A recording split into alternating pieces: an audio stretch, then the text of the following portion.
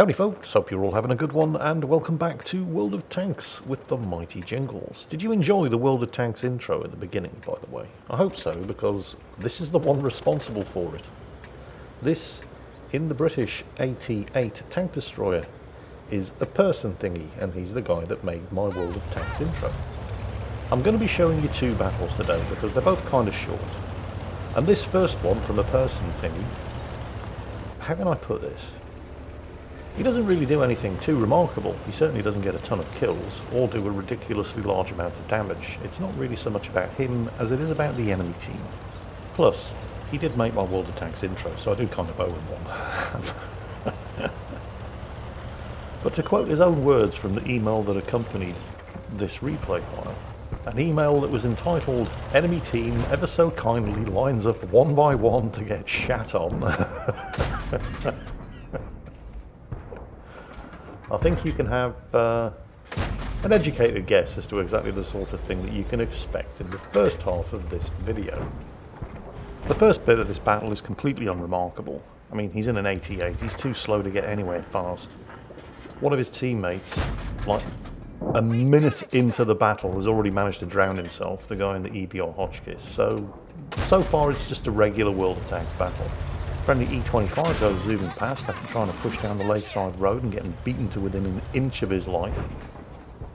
A person thingy also takes a hit, and note what happens after he takes a hit, although it didn't penetrate his armour. Cause and effect. This is going to be an important factor. You take a hit, you can't see what's shot at you, one of your teammates just got spanked to within an inch of his life by going down that way, so he doesn't continue to go that way. You know, you step out into the street, you get knocked down by a bus. Assuming you survive getting knocked down by a bus, next time you're standing on the side of anything that looks like a street and you see anything that looks like a bus coming, you don't step out. You learn from your experiences. This is true in life, and yet it doesn't seem to be true in World of Tanks. So, yeah, that is a lot of enemy tanks pushing through the pass on the western end of the map. And there are not a huge amount of friendly tanks defending it. Although a huge bunch of friendlies are going to rush over here in order to try to help. A person thingy amongst them. And in the email accompanying, what does this guy think he's going to do? Really? Yeah, there's plenty more where that one came from. Let me just read you the email that a person thingy sent with this replay file. You love lemming trains, right? Well, this team proves that you can go AFK with a rock on the fire button and still walk away with 2,000 damage. This entire enemy team combines their brain power to equal the intellectual capacity of a potato and collectively decides to lemming train the valley and sit in the open, provide their flanks, and not even try to fight back. Truly a sight to behold. Look at the T-29.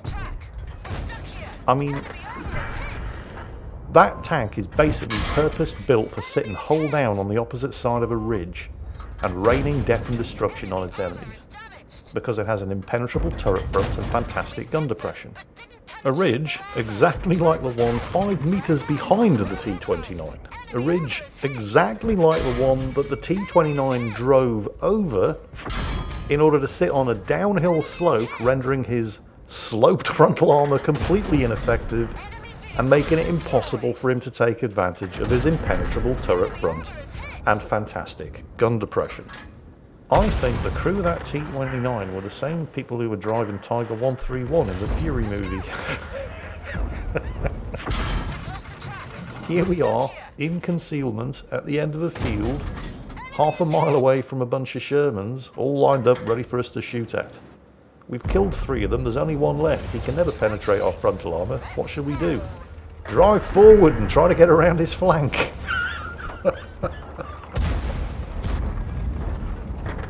Yeah, let's throw away all of our advantages and give him a fighting chance. What the hell are these guys doing? Well, it's obvious what they're doing. They're just deliberately throwing away all of their advantages and lining up in order to get shot at one by one.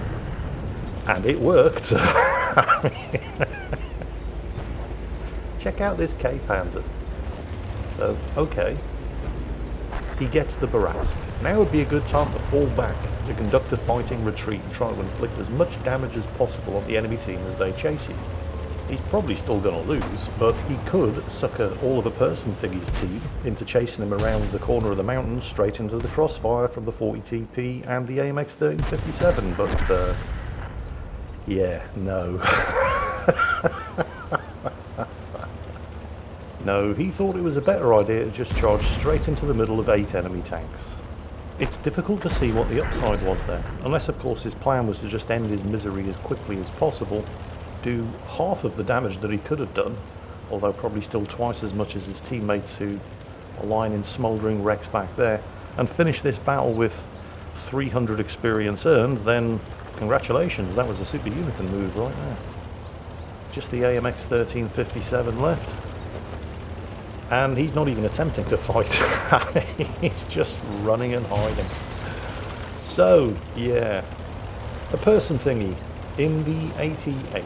Not a particularly great machine. In fact, it's a kind of bad machine.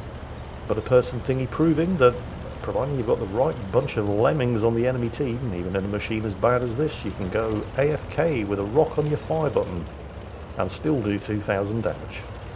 Well, anyway. Moving on to our second, but much more action-packed event, we have Torvald Furpinder here in the KV-5 Tier 8 Premium Soviet Super Heavy Tank in a Tier 8 assault battle here on the Steppes map.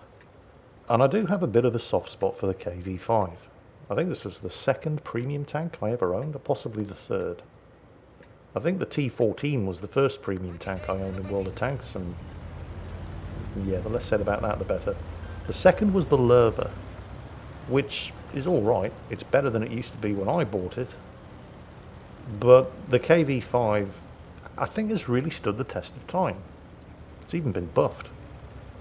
The machine gun turret at the front has had its armour improved, which used to be an obvious weak spot, which used to make a complete mockery of all of the frontal armour that this thing has. But it's now been buffed, and it's no longer such a weak spot. But the best thing about the KV-5, in fact I made memes about it, with KV-5s sitting on hills towering over T-29s, with the Godzilla roar sound effect as it launched itself down the hill and obliterated its victims by ramming into them, because this is a 105-ton tank with a ton of frontal armour that can do 40 kilometers per hour off-road on the flat and beat 50 kilometers per hour going downhill. Which is complete bullshit, of course. I mean, it's absolutely a complete work of fantasy, because no tank that weighs 105 tons with engines designed in 1941 is going to be able to do 40 kilometers per hour off-road. The Soviets were trying to develop a new 1200 horsepower engine for this machine, but eventually they gave up and they just stuck 2 KV-1 engines in it. But even then, the maths doesn't add up. You've got a machine with 2 KV-1 engines on KV-1 suspension that weighs more than twice a KV-1, but is able to go 20% faster than a KV-1. I mean, that's the kind of mathematics that only works in Soviet Russia. But we don't really care, because the KV-5 is fun. I mean, it's outrageous.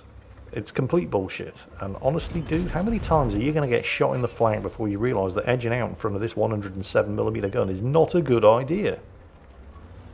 Once more, it looks like it. Yeah, there it is. Wow. The VK here at least has the right idea, because right now the only support on that flank that Torvald has is the Tiger 131, and he's engaged with the T-3485M. Oh wait, he's not anymore, he's just killed him. Either way, the Tiger 131's on the other side of a rock at the moment, so Torvald is pulling back to try to, well, keep his flank protected and give his teammates behind him some shots into the VK3601, which they are taking advantage of. As is Tiger 131, although he's about to have his own problems. Meanwhile, the VK appears to be delivering Torvald's at least next 4 or 5 battles allocation of 5% gold ammunition fired, because remember kids, only 5% of all ammunition fired in World of Tanks is gold ammo. Although 40% of all gold ammunition fired in World of Tanks comes from the Panzer IIJ owners with their 20mm gold autocannons at Tier 3, so that does kind of skew the statistics a little. Well anyway, the VK tried and failed, although he did alright. No thanks to the rest of his team, of course, and now all he's really succeeded in doing is leaving a nice wreck for Torvald to hide behind. So who's next? Send more tanks. One at a time, though. And sure enough, here they come. Or here it comes, and there it goes. Next, if we could have all of the tanks that are one-shot kills edge out sideways on in order to give us killing shots. Lovely, thank you. Actually, wasn't the KV-5 the tank that provoked that whole Russian refund meme as well? You know, the one where, because the KV-5 has protected matchmaking, it will only ever see Tier 9 battles. It will never see Tier 10, despite the fact that it's a Tier 8 heavy. And this was one of the unique selling points, although there was nothing unique about it because it used to be on basically every premium tank, but the fact that you would never have to fight tanks 2 tiers higher than you if you bought one of these premium machines. Of course, Wargaming realised after a while that they'd kind of dug themselves into a hole there, because it was killing the matchmaking for everybody who wasn't in a Tier 8 premium with protected matchmaking. So they quickly stopped selling tanks that had protected matchmaking, and then they tried to take it a step further and remove the protected matchmaking from tanks that already had it. Oh, oh, oh, oh, ready for the world's saddest KV-5 ram? On this map, that's the best you can do. But yeah, the KV-5 was the poster boy for the removal of the protected matchmaking attempt that Wargaming made, which led to the whole Russian refund meme, because if you didn't like it, if you had a KV-5 and you didn't like the idea of having a KV-5 with protected matchmaking removed, then you could pay Wargaming to exchange it for another tank. Hence, Russian refund. Yeah. In Soviet Russia, you pay refund to tank factory.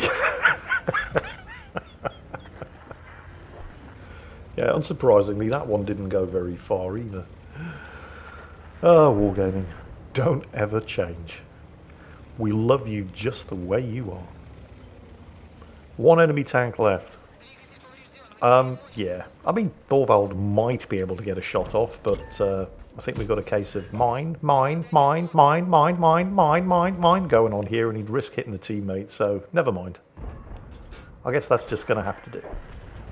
Thorvald for Pinder in the KV-5. One of the, maybe not original, but certainly earliest and longest serving premium tanks in the game, and I really do like this tank.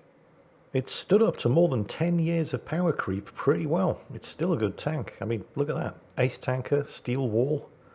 No Top Gun, sadly, but high caliber. 5,500 damage done. And nearly 2,000 base experience. In a tank that's been around in this game for more than 10 years now.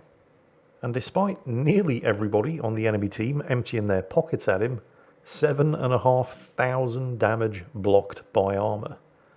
And because his 107mm gun is good enough when he's top tier that he absolutely doesn't need to empty his pockets back at them, even without a premium account, he still made an 80,000 credit profit. The KV-5 still got it. Take care, folks. Stay safe, and I'll catch you next time.